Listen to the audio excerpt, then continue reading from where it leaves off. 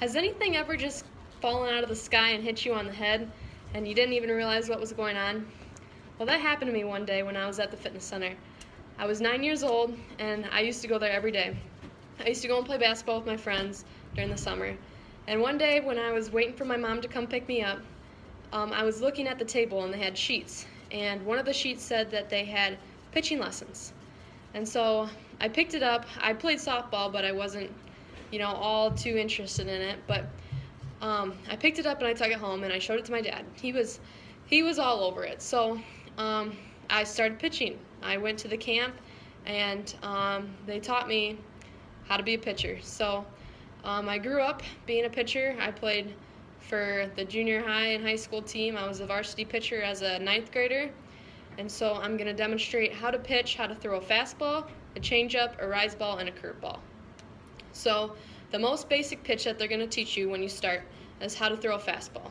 So the grip is one of the most important things. The way I hold it is like a C. You hold it with a C on the seams. It's really important that the first thing I learned, I guess, is when you start, you have to go around and reach for the sky. And you want to keep everything straight and in line. And when you come around, this is where you get all your power, is from your wrist snap. You want to snap your wrist straight up and come up with your fingers. You don't want to turn to the side or turn to that side because that's going to make the ball go a different way. So that's how you throw a fastball. The second most important pitch I threw was a changeup. I was a fast pitcher, so I needed a little bit of off speed to throw the batters off. So I started throwing a changeup, and that's pretty simple. I held it like that with my 4 fingers on the seam and my thumb on the seam over here.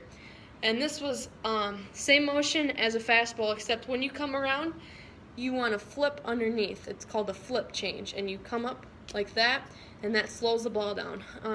The most important thing when you're throwing a changeup is to not show that you're throwing it. It's called selling the pitch. You don't want to, go around and throw come real slow. You want to make it look like you're throwing the ball hard, and so the batter doesn't know what you're throwing.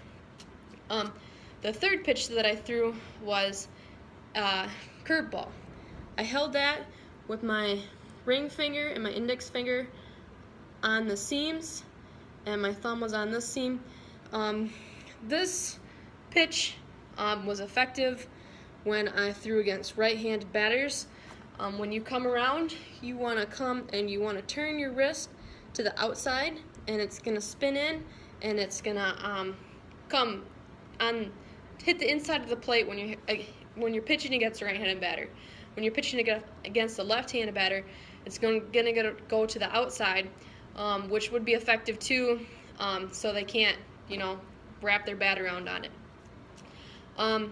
The fourth pitch that I threw, and probably one of the most important pitches that I threw on like a 1-2 count or a 2-2 count, would be my rise ball.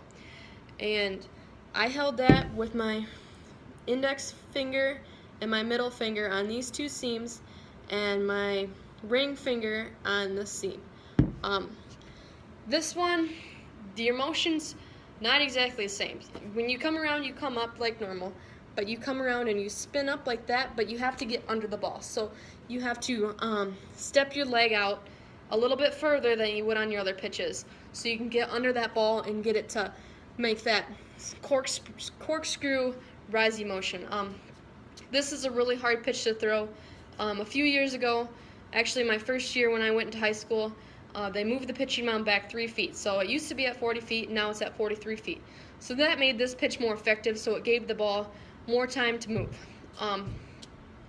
So yeah, I think that pitching was something that kind of made me the person who I am. It took a lot of hard work and dedication. There was times that my dad would take me over to the park pitching in the pouring rain, and I didn't want to do it, and I hated it, but it made me a better pitcher, it made me a better player, and I think it taught me a lot of life lessons as well.